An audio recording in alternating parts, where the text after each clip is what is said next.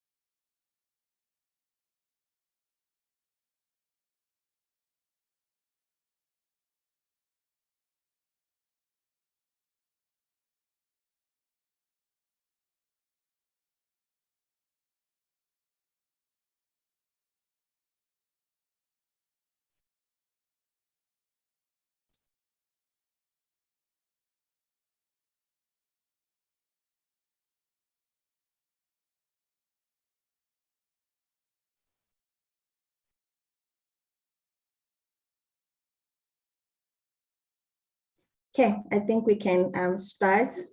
Welcome to today's session on corporate and special libraries. My name is Tembeli Shinjangase, Marketing Manager at EBSCO. We have a really engaging session planned for you today, but before we start, I'll just like to cover a few housekeeping items.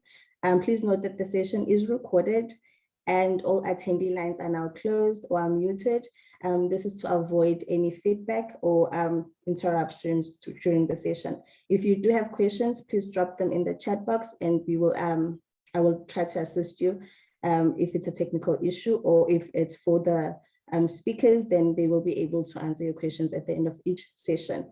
I am going to hand over to our speaker, Tian, take it from here. Thank you, Tembelile. Good morning, everyone, and thank you so much for joining today. We've got an information-packed session waiting for you, and I'm joined by my colleagues, Sean Fredericks and Bronwyn Rasman. So on the agenda for today, we'll be talking a little bit about Axel 5, which is the micro-learning platform and focusing on critical soft skills. After that, my colleague Sean will be talking about EBSCO eBooks, how to manage your eBooks, and also talk to you and show you a little bit about the EBSCO mobile app, how to use EBSCO products while you're on the go. And then lastly, but definitely not least, Bronwyn will be talking about OpenAthens and how to access your resources, whether on-site or whether you are working remotely. All right, so let's kick off with the Axel 5 session. So Axel 5 is a product that EBSCO has created in the past few years, focusing on micro-learning. So when I'm talking about micro-learning, I'm talking about content pieces that can be consumed within 5 minutes or less. And after you've used that content, you will be able to implement it in your day-to-day work environment.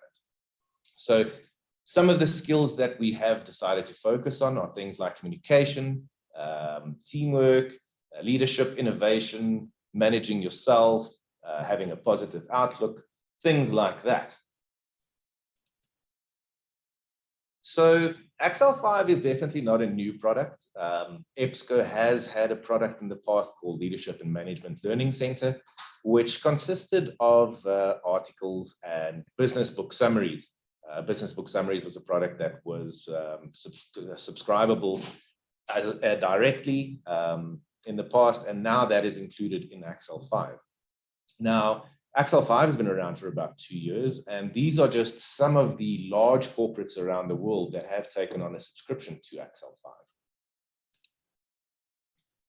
So when we developed this product, our product management sat together around a table thinking, how are we going to create a product that will engage with users from a level of graduate all the way through to seasoned executives, your CEOs, COOs, CFOs, etc. We wanted to help employees develop these critical soft skills, but in a short amount of time, because people are always busy. They don't have time to go out and attend courses that are 2, 3, or 4 days in length. And then we just basically wanted to make these users enable themselves to go and learn whenever they had time to go and do such. So Excel 5 was created by talking to people that are leaders in their industry or the various corporate identities where they work within. So we've got best practices from a great group of business authors and executives. The platform is on demand. You can use it on the move. You can use it on your laptop, on your mobile devices. And again, the content is concise, so it is consumable in a very short amount of time. So like I mentioned, we've partnered with top executives and thought leaders from their various industries.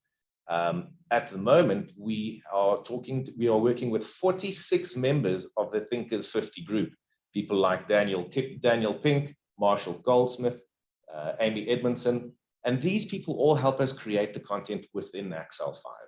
They also help create some of the video content, which you will be able to view in the platform. So, what kind of content is available in Excel 5? The first piece of content is videos. Like I mentioned, these videos are created by thought leaders.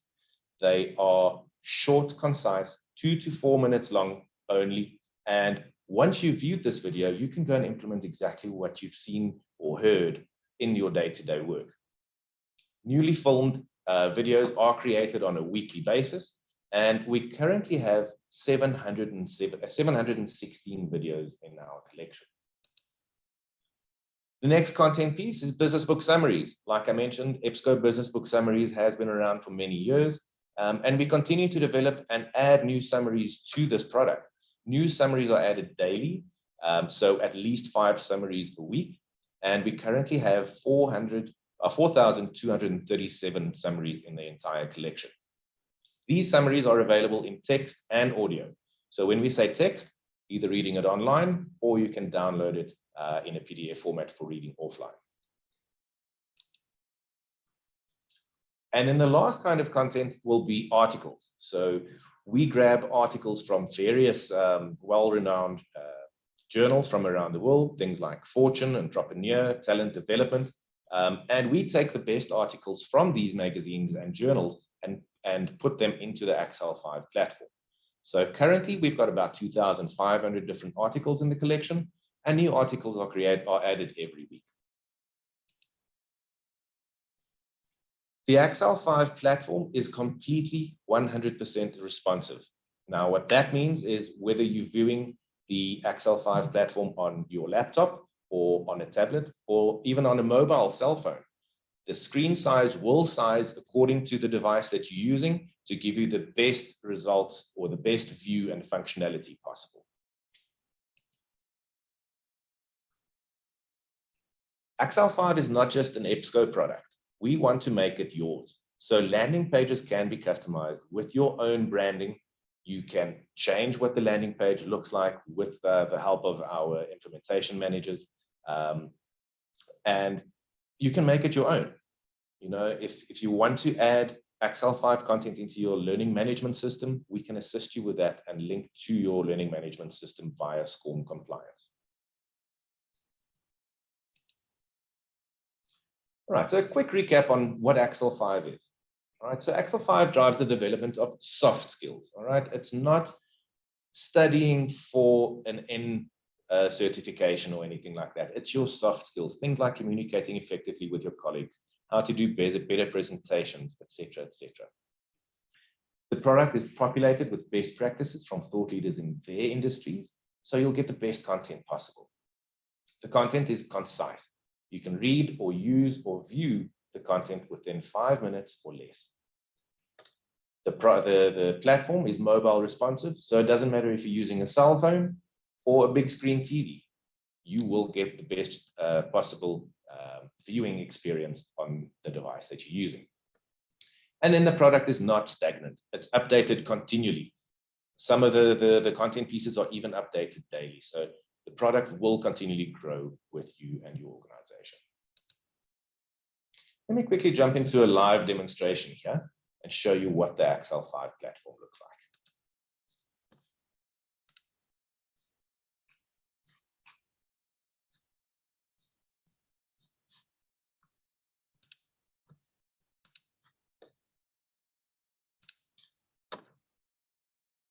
All right. So the first time that you log on to Excel 5, you will be greeted with a registration page.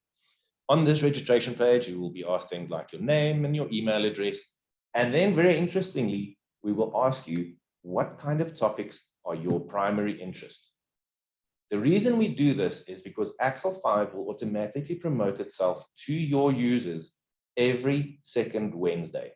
When we add new content, we will send an email to your user, and if they've decided that they're interested in communication skills and leadership and managing change, we will send those articles to them in an email format that will take them back to the Excel 5 platform and thereby continually market this product and keep it right on top of mind for all of your users. Once you've selected your favorite topics of interest, just click Save, and you will have access to your Excel 5 dashboard, which looks like this. Now, before I continue on with the dashboard, we've got thousands of content pieces in Excel 5. So how do we get it to the end user without just having a search box? I mean, look, there's a search box on the top of the screen. You can conduct a search if you were interested in presentation skills. You could type in presentation skills and we'll give you the best results based on your keywords that you typed in.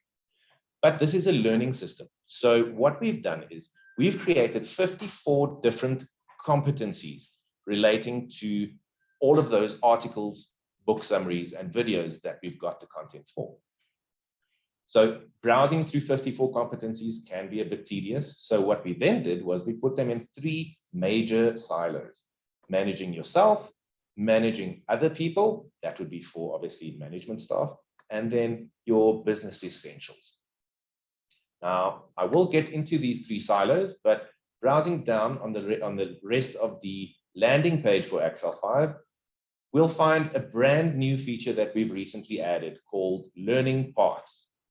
Now, as I mentioned before, Excel 5 is self-directed learning. So your users will go into Excel 5 and go and find these competencies that they want to work on. But then again, some of these competencies overlap with each other. So maybe it will be a good idea to create a short course. And that's what we've done with Learning Paths.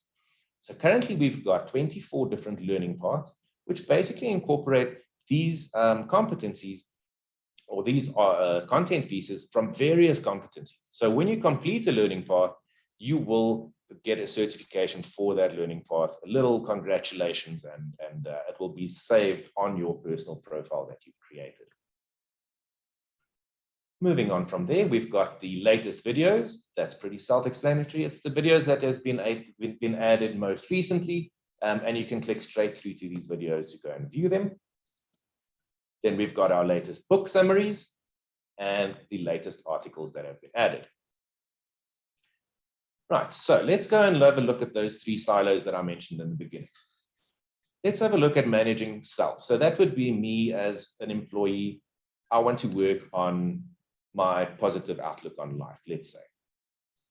On the left-hand side of the screen, it shows me all of the different competencies available within the managing myself silo. So let's have a look down here. We've got bias for action, presentation skills, stress management, and time management. Like I mentioned, let's have a look at positive outlook. So here's my results list. The first one that comes up is the learning path. So if I did want to follow this learning path and read or view all of the content pieces within there, I simply click on the learning path and it shows me the results list for that path. So let's have a look at what a summary looks like. If I click on this book summary, it opens the entire summary for me in an HTML format, which I can read on the right-hand side of the screen. On the left-hand side of the screen, we've also got options to play this business book summary in an audio format. You can download this audio summary for you to listen on in an offline setting, or you can view the PDF if you also wanted to read it offline. Now, going through this entire summary, and something that I quite like is right at the bottom, we have related items. So very much like if you do online shopping, we give you some suggestions for other articles or summaries or videos that may be of interest and linked to this summary that you've just read.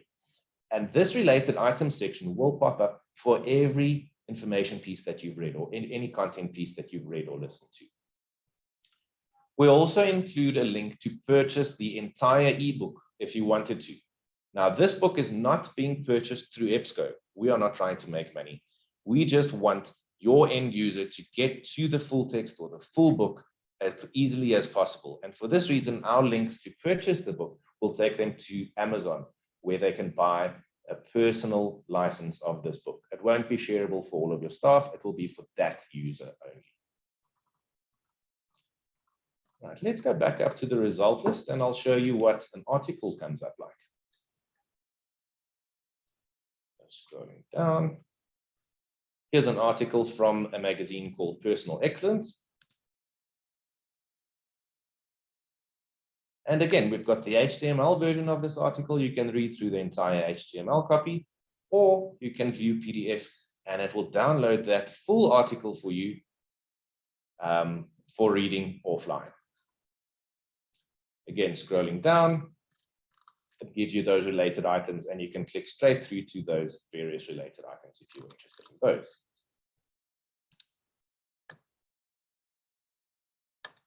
Right, and then lastly, the last content piece to cover is our videos.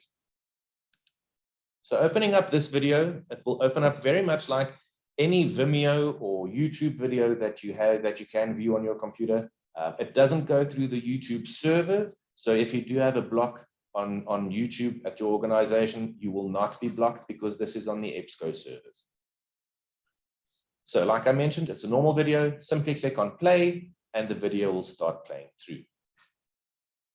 Below the video, we give you a description of what will be discussed. We'll tell you a little bit about who the speaker is.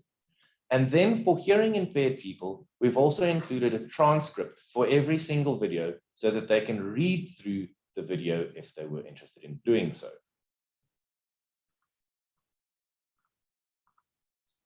All right, let's go back to the landing page.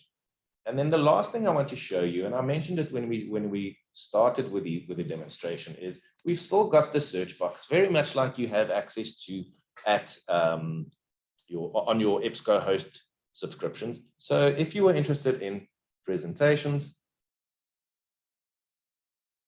skills, oops, I could type. I could do a search and it still will run that search through all of the various content pieces that are available to you. And you can click through to any single one of those. You can track your activity so you can see which articles, summaries, or videos you viewed, whether you've completed them or whether you are still in the process of completing these information pieces. So that's roughly what Axel 5 is all about from the end user perspective. From the administrative side, you would have access to a list of all of your users. So Axel 5 works on a seat subscription basis. So we will offer you 100 seats or 50 seats or 200 seats, whatever the case may be. And you as an administrator will be able to manage these licenses by user. So if you have a staff member that has left the organization, you can revoke that access and apply that access to someone else in the organization. So also, if you were thinking about having a brainstorming session for a group of people, you can give a license to every person in that group and then remove it afterwards and assign it to someone else. So the licenses are there for you to use as you see fit. Right, let me go back to my slides.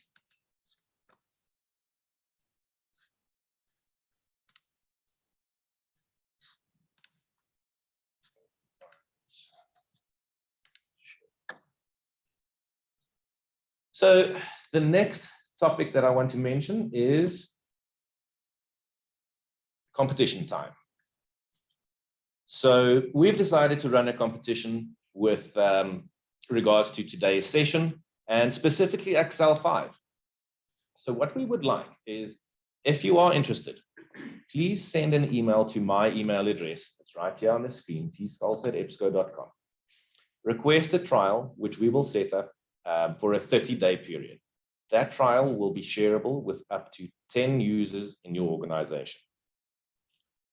Once the 30 days are over, we will have a look at the usage, make sure that there was usage during your trial, and then put your name into a hat. One name will be drawn from that hat, and that person will win a 500 Rand shopping voucher and a free 6-month subscription to Excel 5 for 100 users at your organization. This screen will come up again later on, so if you haven't had a chance to write down my email, or if you don't have my email address, you will have the opportunity to do so again later. But that is it from my side and Excel 5. I'd like to hand over now to Sean Fredericks, who will be talking a little bit about eBooks. Thank you, Tian. Can you hear me? Can you hear me? Yes, Sean, we can hear you. Excellent. Thank you, Tian, and thanks for that wonderful presentation on Excel 5. For those of you that haven't met me, I'm Sean Fredericks and I work alongside Tian. And I'll be doing a live demonstration on our new development, which is the EBSCO Ebook Manager, as well as the EBSCO mobile app. So I'll be sharing my screen now to take you immediately through the Ebook Manager.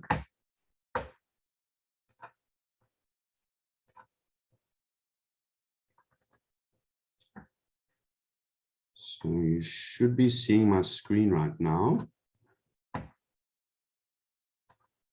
So Ebook Manager is located on our EBSCO host collection manager, which you guys should be familiar with.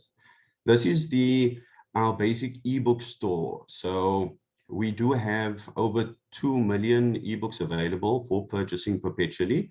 And this is where you would find the Ebook Manager. So as you can see, the new feature on Ebook Manager, and if you're also not familiar with EBSCO Collection Manager, I'm not going to be going through in detail at all. If you are interested in finding out more and would like training on EBSCO Collection Manager, please reach out to us and we can set up some time to actually go through EBSCO Collection Manager with you. So the Ebook Manager, you can see that it is located in the gray bar.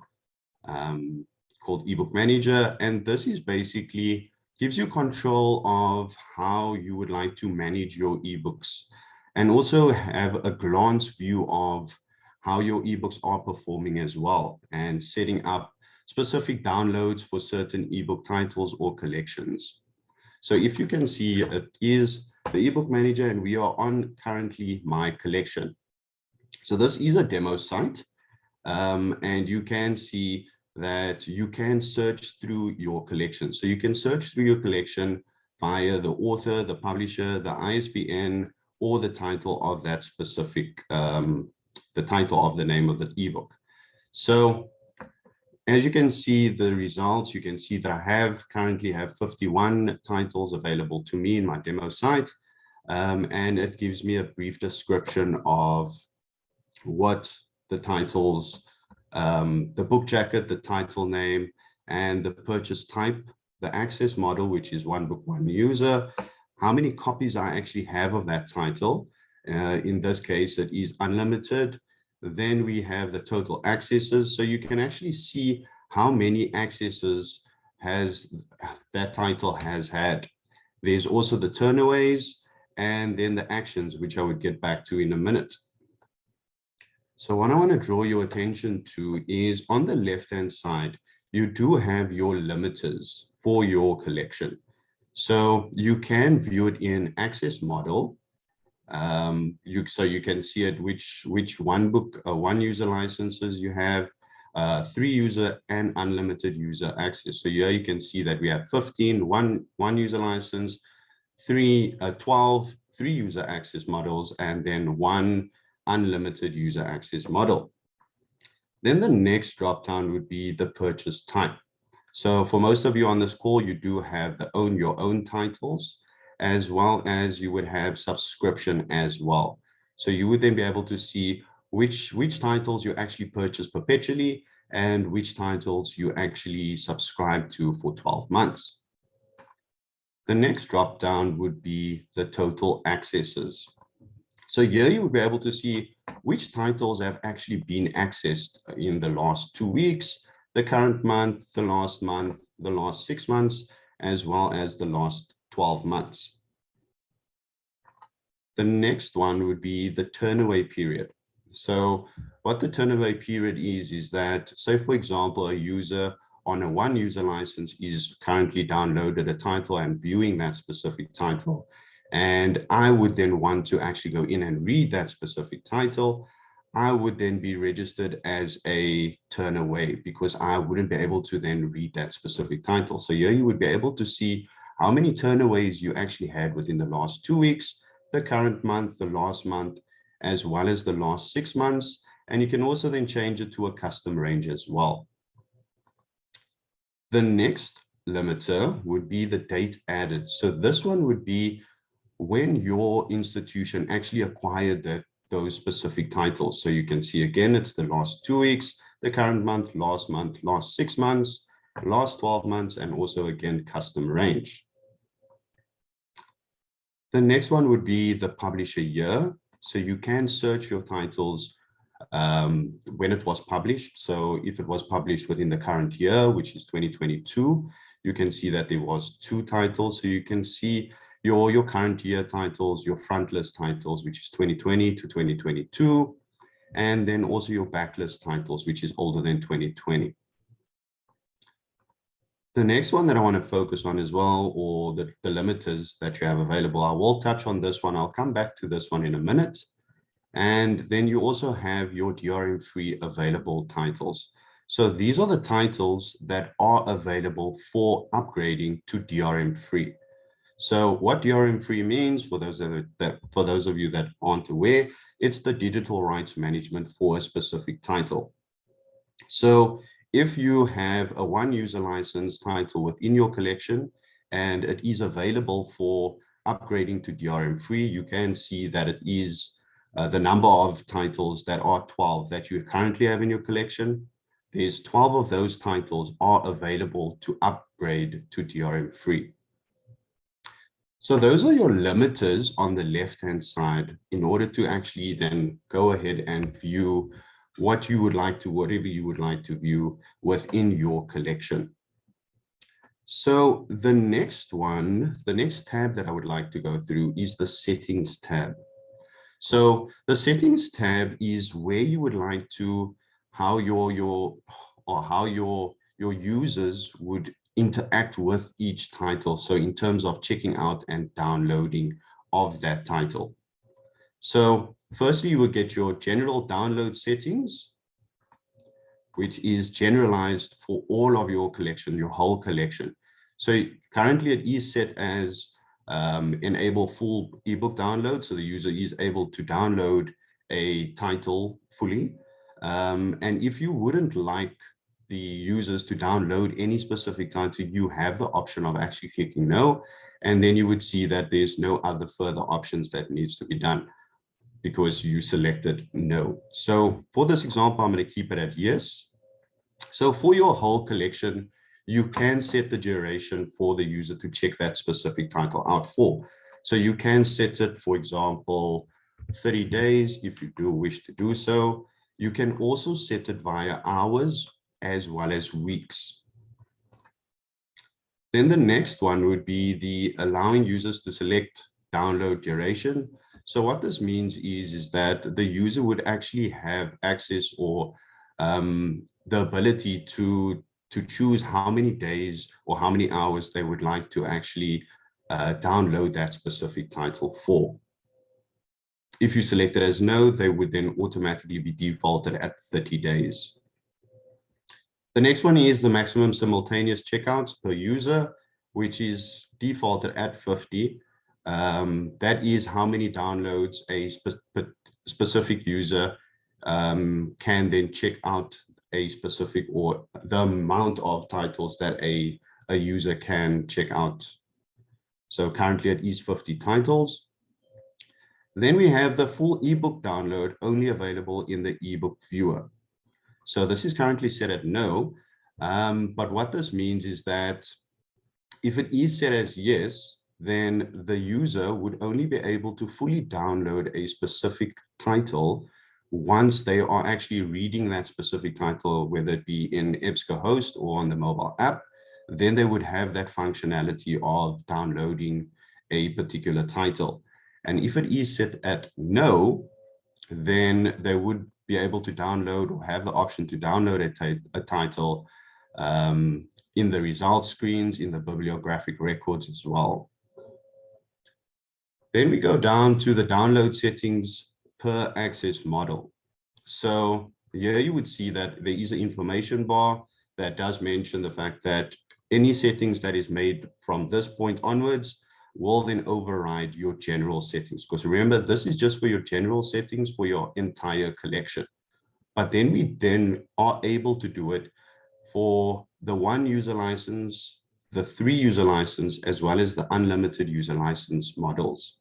So it's the same functionality, but if you would like to change maybe only your 1 user license titles, you would maybe want to disable the download. So the users can only then read online those specific titles. Or if you would then like to custom change the duration of your 1 book user licenses. So if you would like to do that, you can maybe change it. If you don't want it to be 30, you can maybe change it to 5 days. So for the 1 user licenses, because they're normally in high demand, you can then custom change the dates or the days of the duration of the checkout. You can do the same for the 3 user license, as well as the unlimited user license and also your concurrent access model. So once you've made those changes, you simply click on save at the bottom, and then you would be notified by it saying settings successfully saved. So what I want to go back to now is I'm just going to go back to the My Collection.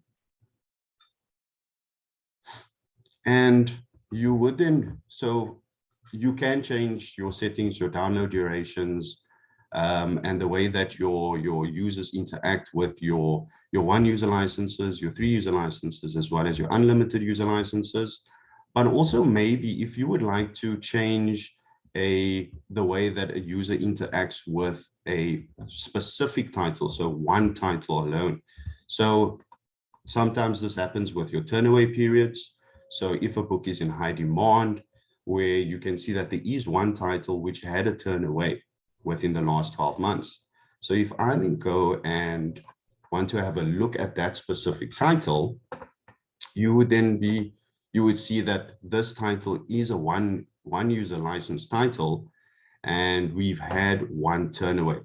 So like I said, this title is in high demand.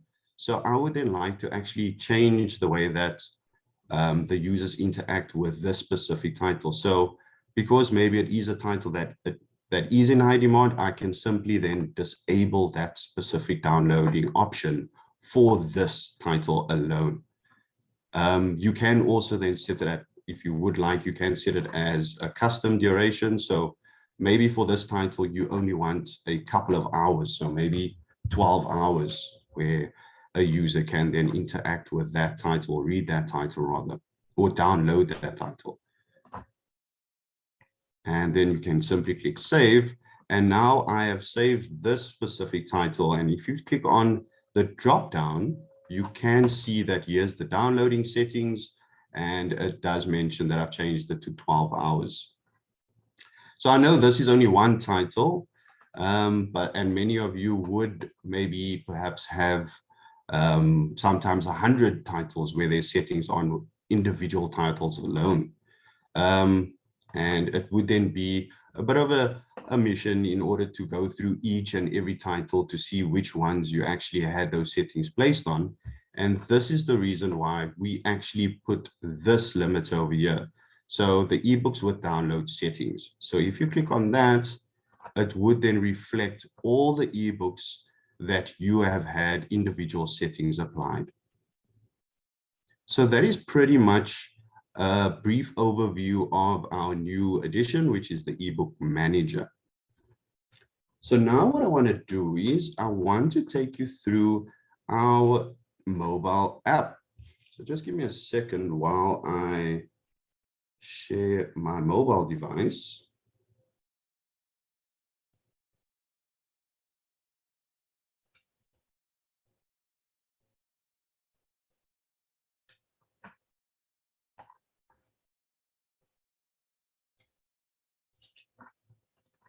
So you should be seeing my mobile device at the moment.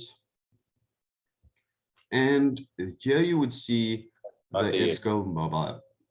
Is it there? I'm still seeing ECM. Okay, just let me know.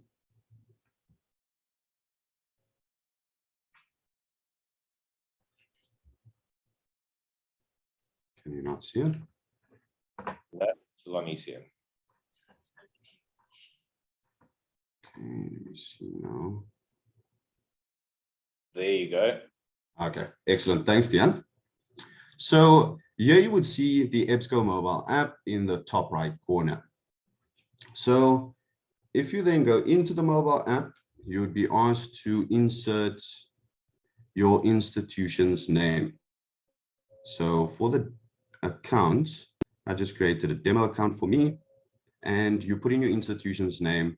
The institution would then come up. You simply click on the institution, connect your institution, and then you will be presented with a familiar screen. So this is the EBSCO host or your EBSCO Discovery Service login page. So this would be your institution's logins. So let me just put in the login details.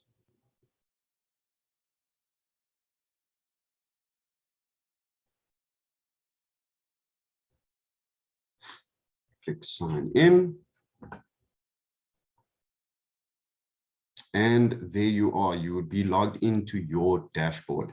So on the top, you can see that it is EBSCO, and this would be my institution's name. So currently I am not logged into my personal folder. So this is the reason why it would actually say welcome researcher. And it doesn't actually show your recently viewed items because there's no personalization on the screen right now because you haven't logged into your personal folder. So if you go into the bottom right corner here by the man, you simply click on there, and here is where you can actually have your personalized account created. So you can see create account. If you click on create account, you can simply fill out this form, which is not too drastic, where you just put in your name, your last name, your email address, and create a password for yourself and click on create an account. So I'm not going to be creating an account because I do already have an account created for myself. So as you can see, I'm still not signed in. It does say anonymous researcher. And by all means, yes, you can complete your search. It's just the fact that you wouldn't be able to save your work or view your recently viewed items. So next to create account, you can see sign into my EBSCO. So I'm simply going to click there because I've already have an account.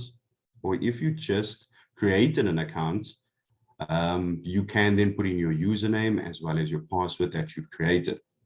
So I don't use that because the mobile app, the great thing is that it does allow you to sign in with your Gmail account, so your Google account. So what I'm going to do is I'm simply going to click on continue with Google, and it logs me in. And on the top, you would see that it does change to Sean Fredericks. It doesn't say anonymous user anymore. So I'm simply just going to click on the home button. And here you would then be able to see my recently viewed items on the top, as well as my recent subjects that I have searched for previously as well. Then another feature that I just want to show you as well is that if I do exit the mobile app and I go back into the mobile app, you would then see that I don't need to put in those login details or sign in. Because it simply just logs you back in. So we can have that set up for you for any number of days that you would like your users to maybe refresh their login pages or put in the username and password, or re-authenticate rather. So but you can set it up at any number of days, by like 90 days or 365 days, or whatever the case may be, whichever you are comfortable with. So back to the dashboard, at the bottom, the magnifying glass, if you click on the magnifying glass, and this is where you would then complete your search. So I have completed a search at the bottom. My recent searches, you can see, is leadership skills. So if I simply click on leadership skills, it would then bring up the search results. So the search results, you can clearly identify which source type it is coming from by simply, it says eBooks or ebook rather. And then if I scroll down, you can see that this one is a specific article, and you can also see that it is a peer-reviewed article as well. And if you see on the right of it, you can see that there is a like functionality as well. So if you don't have time maybe to read this specific article, I can simply click on the like, and I can also maybe go into that specific article, and you would then see the title name, the publisher, the subject areas that it falls in line with as well, and then a brief abstract of that specific title. Then at the bottom, you can read the specific article as well by simply clicking on Access Now, and you can click on the PDF full text. And there you go. It actually opens up the article. You can go ahead and read that specific article. And yeah, then you can see that I have liked this. So I haven't read it yet, but I'm very interested in it. So I click on the like functionality, and you would then save it for later viewing. And I'll show you that in a brief minute now as well. Then on the top, you would see your limiters, much like you see in your EBSCO host platform as well. You have your peer reviewed, your full text, your date range, where you can view the content from the past year, past 5 years, past 10 years. Then the next one would be the source type.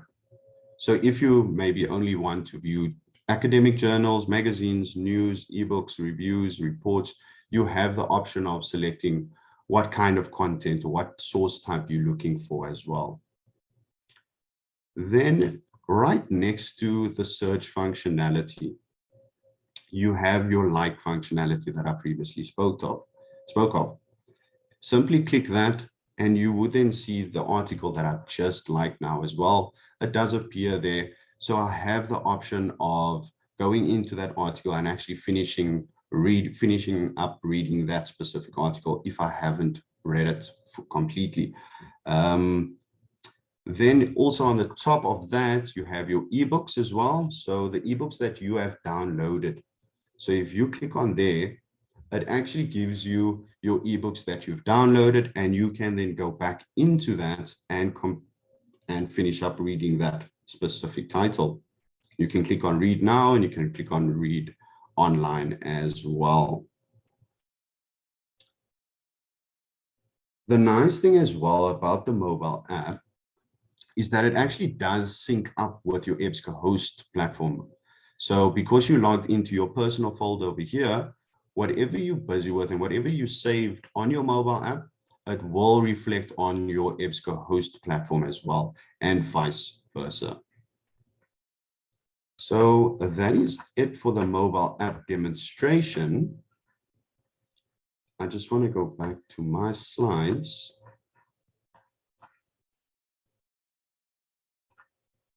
I do have a slide available. Not sure if you can see it yet.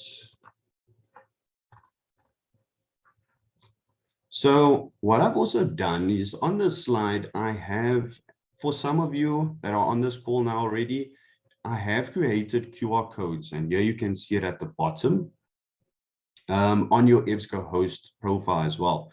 So if your users are not sure exactly which mobile app they need to download, I can include it onto your your EBSCO host page. If you do wish to do so, please just contact me and I'll have that inserted at the back, at the bottom of your EBSCO host page, where you have your Google Play Store. It directs you immediately to how to download or to download the mobile app, as well as for your Apple users.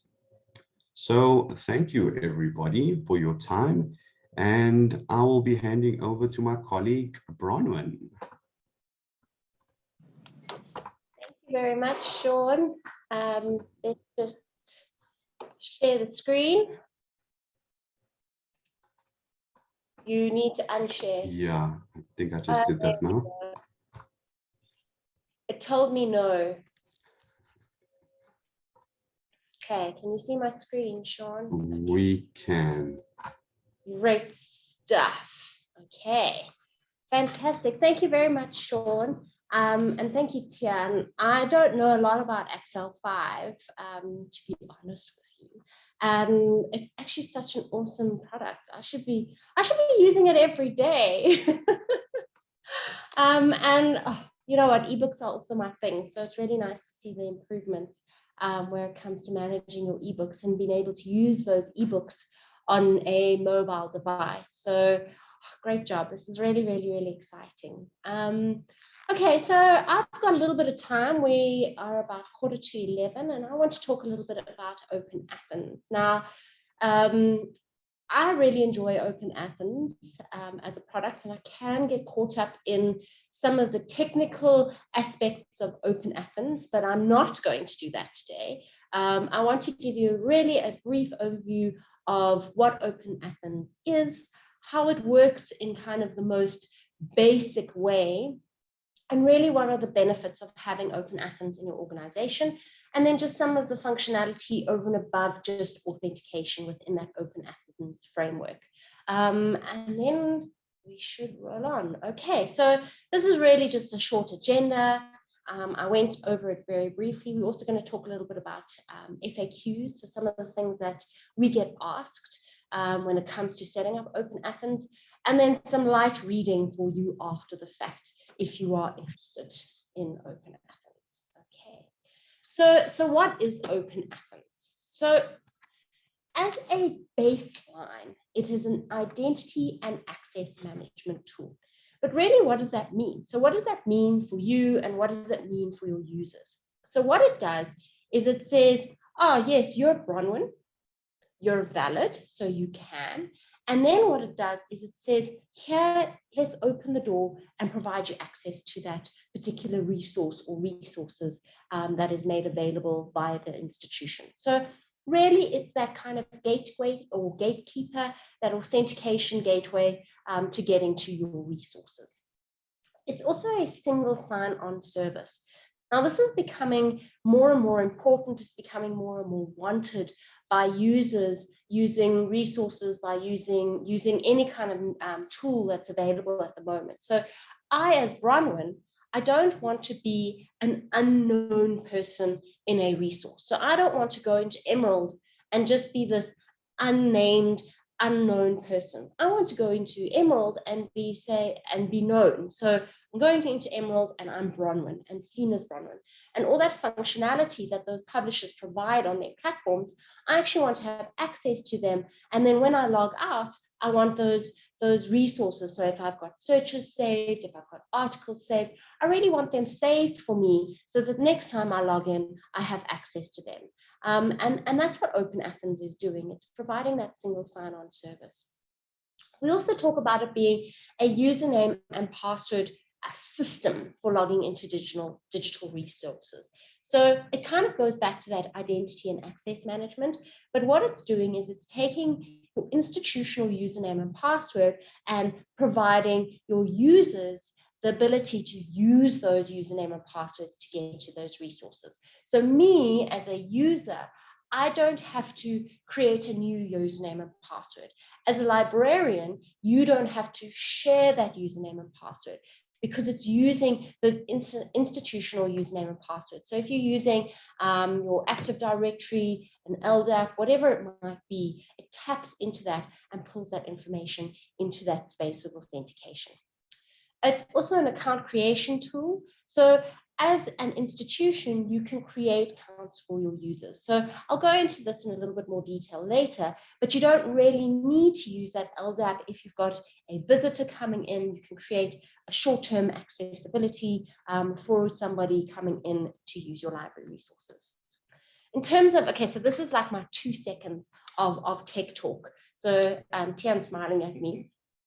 But really what a big question comes in is about the safety and security around passing through users' credentials. So OpenAthens uses SAML 2.0, and that is really your highest level of secure authentication and that highest level of being able to pass that information between one tool and another tool. So it can encrypt it, it secures that information. So you're not going to have any kind of breach of information or breach of that security happening within your organization. And I know within the corporate environment, that is so important because we're very protective of our spaces. Okay. In terms of more technical speak, the question often comes, so how is it supported? How is it working within my organization? So OpenAthens is completely hosted. It's hosted by the OpenAthens organization. They make sure that everything is set up for you. And then EBSCO provides 24/7 support. What that means for you is, as an organization, you don't need to have any hardware sitting in a server room. You don't have to have the air conditioning to keep that server cold, and you don't need any software. So you don't need any software on your system to make sure that OpenAthens actually works for your users. So in terms of that IT support, which I think sometimes can be a little bit difficult, you don't really need that. And what we found, especially in the academic space, when it comes to OpenAthens, this is a great kind of competitive advantage when it comes to using OpenAthens, is that you're not reliant on IT to really get it going and setting up those different resources. Okay, so briefly how it works. Okay, so I think most people understand how proxy servers work. So you, as an outside user, you log in and you're sitting on a server. VPN kind of works in the same way. OpenAthens turns it all on its head. It's completely different. Okay, so let's think about it. So I'm a user. I'm sitting at my laptop. I might be in the organization. I might be sitting at home because COVID has happened. Okay, so what happens is when a user logs in, they type in their credentials, whatever they might be. What it's going to do is it's going to ping that Active Directory. Okay, so it's just going to say, hello, Active Directory, is this an actual user? The Active Directory comes back and says, yep, this is a legit person. And it basically puts a token, think of it like a cookie on your browser. That cookie then gets transmitted to your service provider. So it's EBSCO host, Science Direct, LexisNexis, whatever it might be, and says, you're good to go. Okay. So really that's how it works. And if you actually watch OpenAthens working in that URL bar in your browser, it's really quick. It goes boom, boom, boom, and the user goes into that actual resource. So the user won't really experience any delays. They won't really see it happening, but this is really how it works. We're not going through any servers. We're not going through any systems sitting within your organization. Was that technical enough? Okay, Tian's going, yeah, okay. So what will change for your end users when using OpenAthens? And without going through this whole slide, I can really say not much, okay? Your end user is going to log on, they're going to use their organizational credentials, and they're basically going to go into those resources that have been allocated to them or that are subscribed to by the organization. You can log in from anywhere. So if I'm sitting at home, I'm sitting in Timbuktu or in the office, I can log into those organizational resources. And really what it is it's consistent. So it doesn't matter what I'm doing, what device I'm using, it's that consistency, which I often find with users, if something changes just slightly, it scares them off and then they don't actually go into your resources. Okay. What is quite nice, and this last point I really want to highlight, is as an organization, you can really manage the usage or see those statistics around your subscriptions to make better informed decisions on renewal. So it's quite a nice tool, because what it allows you to do is you can actually track individual usage on platforms. Okay, so you can come in, you can see firstly where your users are coming from, how many users are using those resources, and you can also pull in different what we call like attributes or descriptors. So you can really assign resources to departments. So you could say, I've got an engineering department and I want them to access IEEE, for example. And you don't want to provide IEEE to everyone else. And what that allows you to do is go back to the IEEE, for example, and say, well, you know what, I actually only have 10 engineers using this resource. Can we negotiate? So it really gives you a little bit more flexibility. It gives you a little bit more control. Okay.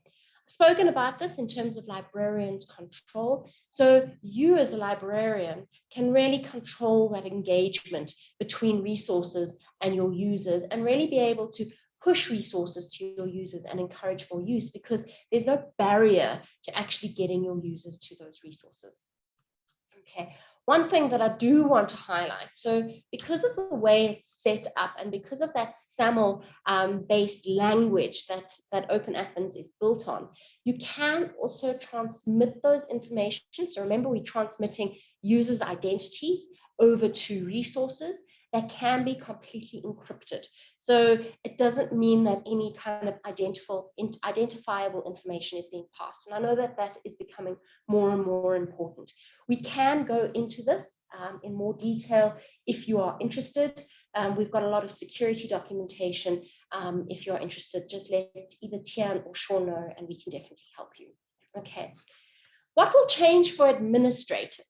So what will change for you actually making sure that the systems work? So one thing that I can say is this is fully supported by EBSCO, and we have an amazing team of people around the world that are incredibly competent when it comes to actually administrating and assisting you when it comes to OpenAthens.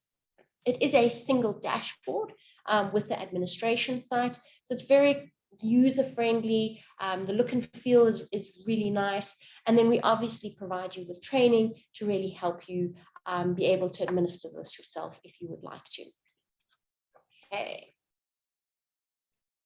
So some of the concerns that we've seen around the world, things like interoperability with institutional identity providers. So that's something that OpenAthens overcomes, because what it's doing is it's tapping into that Active Directory or LDAP or whatever system you're using. Even if you're using an ILS and you've got a directory on your ILS, OpenAthens can really tap into that. Okay, so it's basically bringing that user identity into your library environment, providing that user with a more streamlined, more easy way of accessing your resources.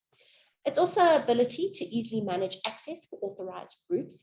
And I touched on that briefly. So you might have specific resources for specific groups within your library or in your organization.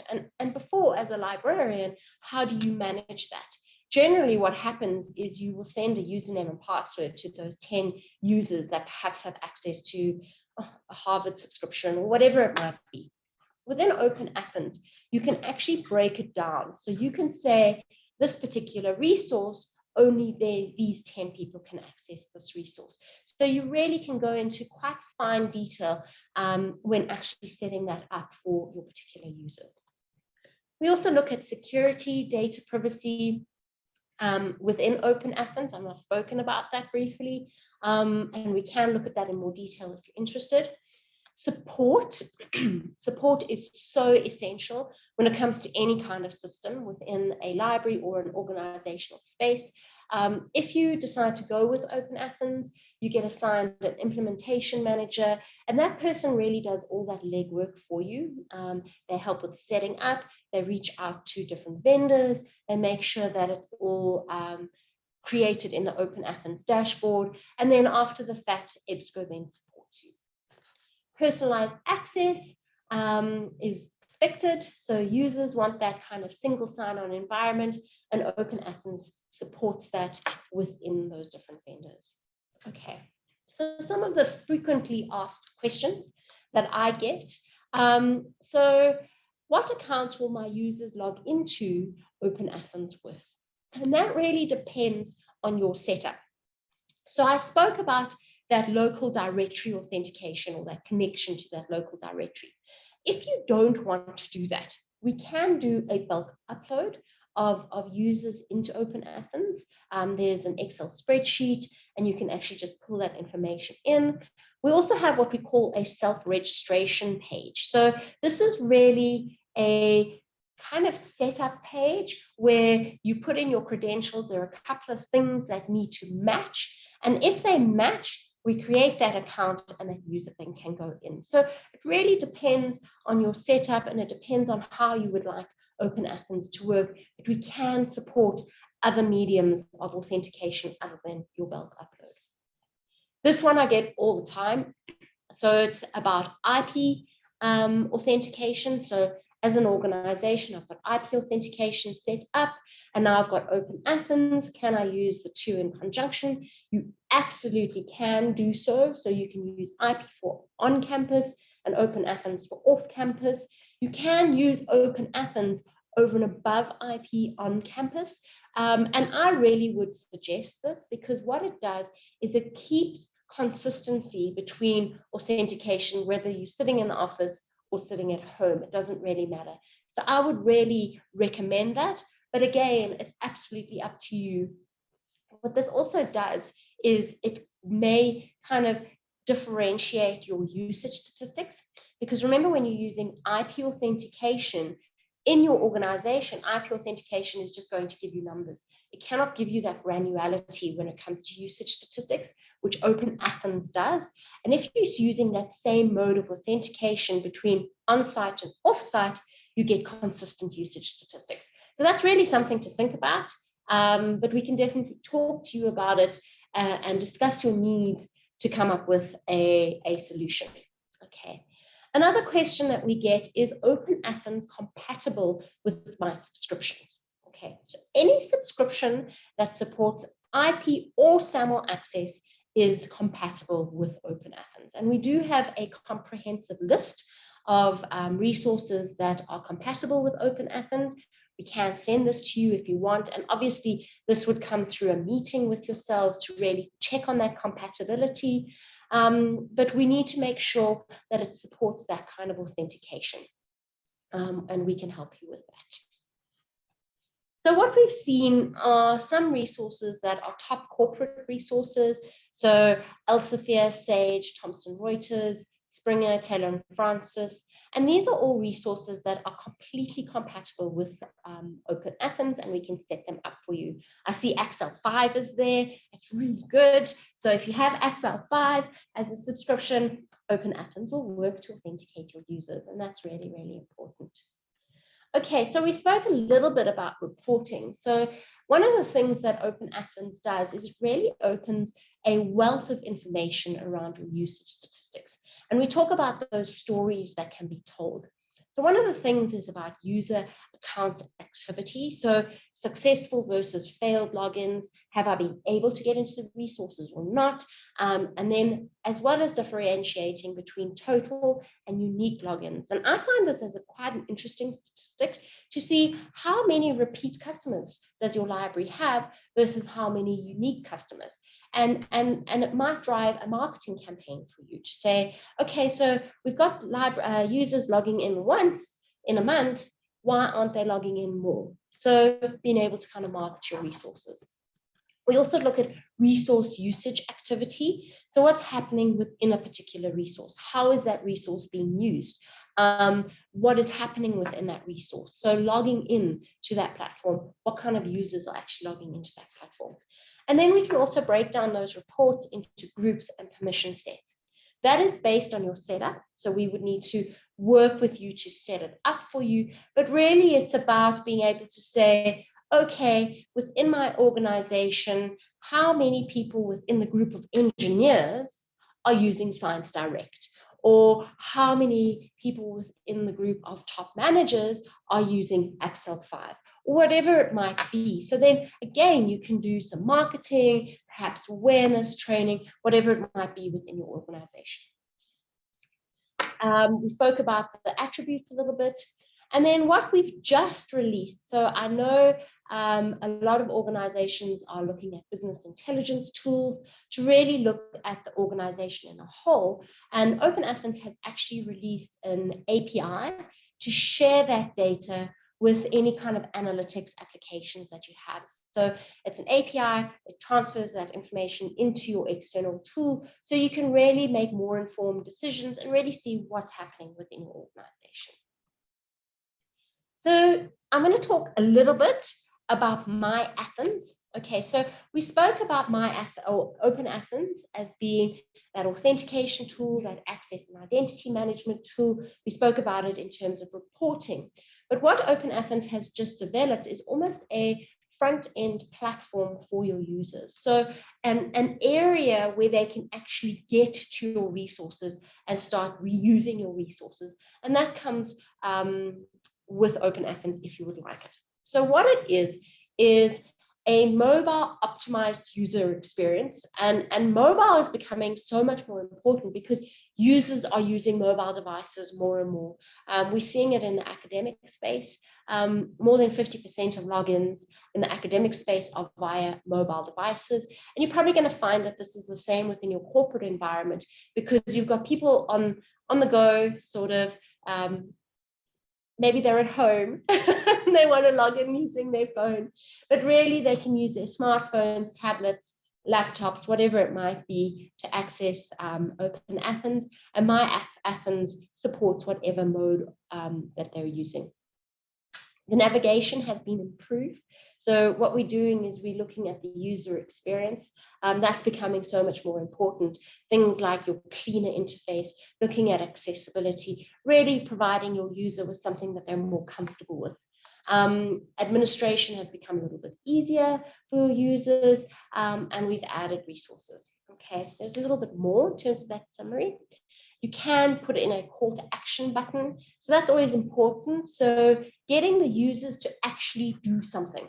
So you're presenting your users with something, but then actually getting them to click through. And MyAthens actually supports this. We can sort cards. So anything to do with MyAthens, we can really talk to you about. This is what it looks like on a mobile phone. So if you look at the iPhone, this looks like an oldish iPhone, to be honest with you. It might be mine, like the iPhone SE.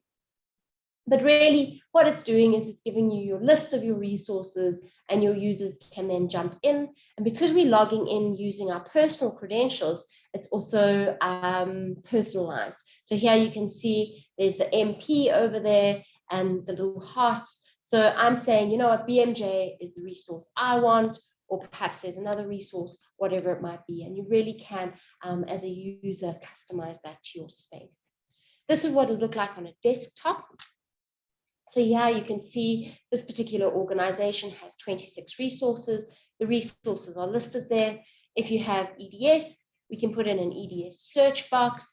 You can pull in videos if you want. So it really creates a nice environment for your users without having to use another platform to direct your users to that content.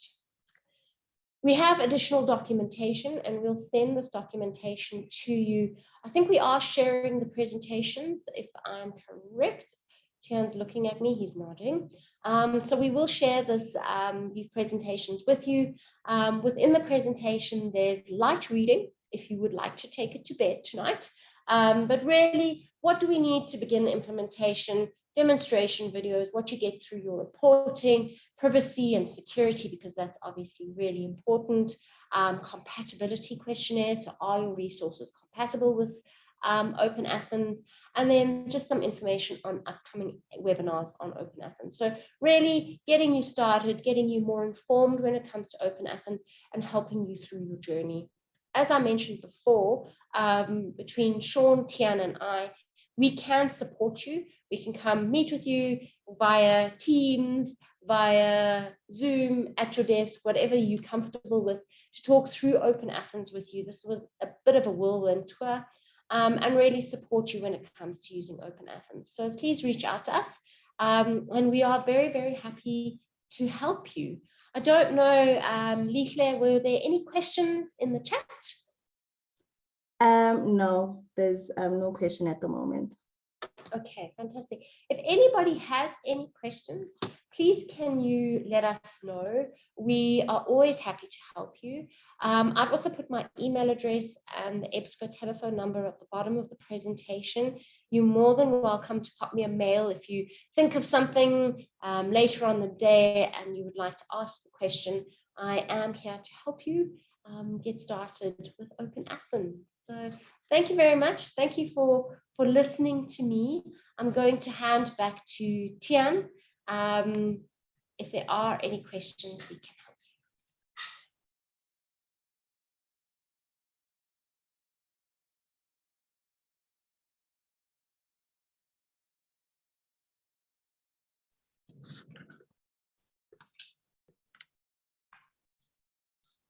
All right, just get to the last page. All right, well, that concludes the corporate session for today. I just wanted to mention again the competition that we are running for Excel 5. Please get in touch with me. Let me know if you are interested in the 30-day trial, and I will get that set up for you as soon as possible. We will also share the recording of this session as well as the PowerPoint presentations. And with that, I just want to hand over to Tembelise to close up. Thanks, everyone. Okay. Thank you. Thank you to our speakers for the session today. As Brown has mentioned, if you do have questions, please feel free to email any of them and they will get back to you. Don't forget to enter the competition. Just email Tian. As he mentioned as well, we are going to make the recording available to you, and as well as the PowerPoint. So that's going to be available in a couple of days. Thank you so much for taking the time to join us today. And we should be able to share dates of upcoming webinars with you soon. Thank you and have a great day further.